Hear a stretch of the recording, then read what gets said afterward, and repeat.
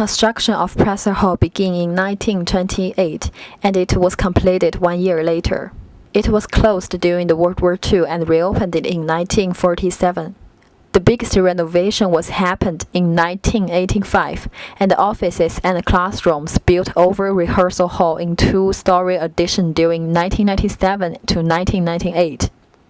Dr. Thomas Hunt, the chairman of music department, tells about the history of the building. The whole building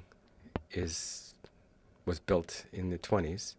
At some point it was converted into a library and used as a library and then reconverted back to music. So you have all those beautiful stained glass windows have always been in the building, and I believe they've always been with those composers' faces and their names, so it's always been meant to be a music building. As a matter of fact, Presser is the name of a gentleman named Theodore Presser, was one of our founders, Mr. Lur's, first teachers that he hired. And the Presser Foundation has funded a number of buildings around the country. I think there are 6 Presser buildings in the country, and we have one of them here. So that's kind of the way back history. Okay, well, if you take a tour of the building, you'll see that the center of the activities are around the recital hall, which is where the stained glass windows that are so beautiful are situated. You'll also notice that you can tell that recital hall used to be much bigger because the stained glass windows actually go further back into the building and are now just part of a hallway where they used to be part of the recital hall itself.